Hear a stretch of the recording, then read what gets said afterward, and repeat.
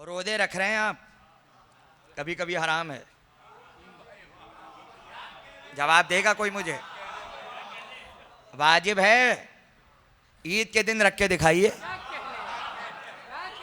ईद के दिन रोजा हराम है, मना नहीं है, हराम है। अगर रखेंगे तो गुनाहगार हो जाएंगे।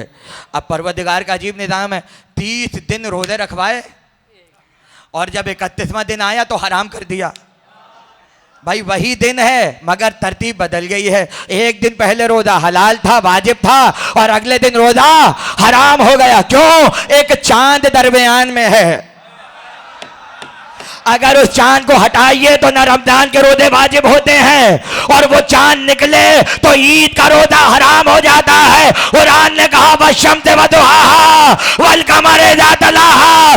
अली कमर है, कमर का इख्तियार है, जब चाहे हराम कर दे। और कमर का इख्तियार है, जब चाहे हलाल कर दे। तो रोजा वाजिब है लेकिन कभी कभी हराम है। नमाज वाजिब है, कभी कभी हराम है। गसब की हुई जगह पे हराम, गसब की हुई जगह पर हराम। बागे फतक में नमाज हराम है।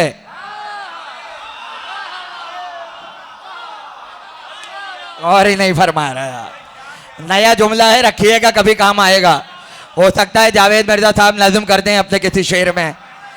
फागे फतक में नमाज पढ़ना हराम है, इसलिए कि चोरी की जगह है, गसब की जगह है। अरे मुसलमानों इतना बताओ, जब चोरी की जगह पर नमाजें जायज नहीं है तो मुर्दे कहां से दफन हो सकते हैं?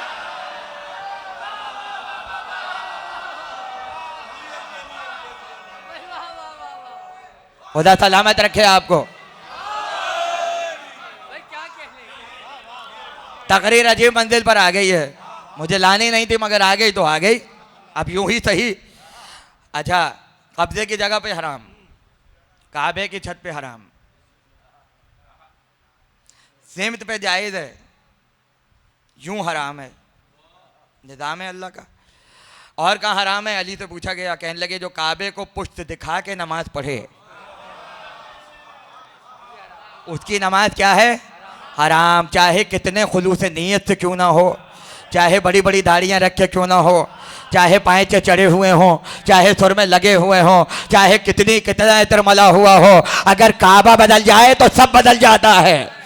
अब पता चला कि अगर कोई काबे को पुष्ट दिखा के नमाज पढ़े तो उसकी नमाज हराम हो जाती है। अब ये मुझसे न पूछो, 25 बरस के बाद अली नमाज पीछे पढ़ते थे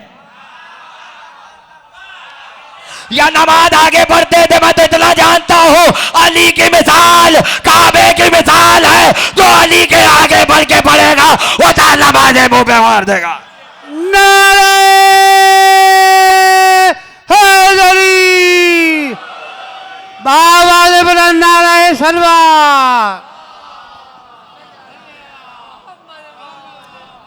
तवज्जो है भाई, तवज्जो कीजिएगा एक एक जुमले पर। आइए नकी भाई आगे तशरीफ ले आइए, सलावात पढ़ें बुलंद आवाज से।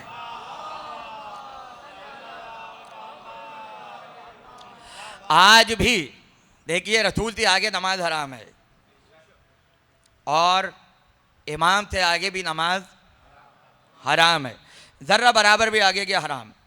तवज्जो रहे। इसलिए आज भी ज़ियारत के आदाब में ये बात शामिल है कि जब करबला जाओ तो नमाज के लिए वो सिमत पसंद करना। नहीं समझ रहे कि जो दरी से पीछे हो, आगे ना हो। ऐसा ना हो कि नमाज ऐसी पढ़ी जाए कि अली की दरी पीछे हो और किबला आगे हो। ऐसी नमाजें बनु मैया की नमाजें।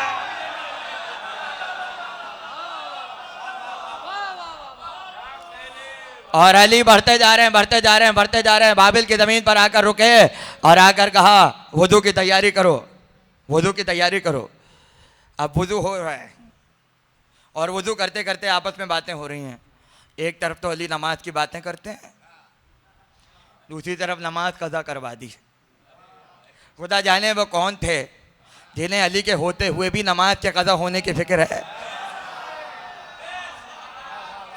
ये बाहर वाले लोग तो नहीं थे, ये अभी दाएं बाएं जंगे नहरवान में होंगे अली के पास कहीं, वुज़ू करते जा रहे हैं, किताबों में लिखा हुआ है, और आपस में बातें करते हैं हमारी नमाज अली ने कदा करवा दी, नमाज कदा करा दी। वुज़ू करके पीछे बैठ गए। बराबर में मुअज्जिन खड़ा हुआ और एक मर्तबा कहा, या अली क्या हुक्म है? कहने लगे आज़ान दो। जैसे ही कहा आज़ान दो, उसने पूछा कौन सी दूं, मगरिब की, असर की या जोहर की? भाई आज़ान जोहर असर की नहीं होती, आज़ान आज़ान होती है। जैसे ही अली ने कहा आज़ान दो, उसने आज़ान देना शुरू की। इधर अली के लब हिलना शुरू हुए, उधर सबने देखा कि जो सूरज मगरिब की तरफ जा रहा था वो पलटना शुरू हुआ, और पलट के वहां पर आया कि जो जोहर की नमाज की फजीलत का वक्त है,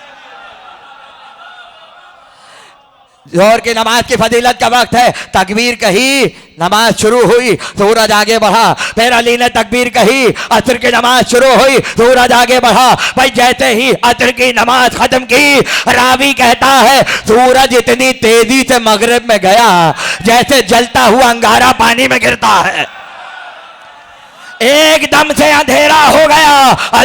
अली ने मगरिब की नमाज पढ़ाई और फौरन अली ने इशा की नमाज पढ़ाई। अब सुनिए जुमला, जो एक ही वक्त में, एक ही वुजू में, एक ही मुसल्ले पर 4 वक्त की नमाजें वाजिब पढ़वा दे, उसे अबू तालिब का बेटा कहा जाता है। एक मर्तबा अली पलटे और पलट के कहा, तुम मुझे बता रहे थे नमाज का वक्त आया या नहीं आया, तुम मुझे बता रहे थे वक्त नमाज आया या नहीं आया। सुनो, तुम्हारे बाप दादा भी नमाज नहीं जानते थे जब मैं तन्हा मोहब्बत के साथ नमाज पढ़ता था।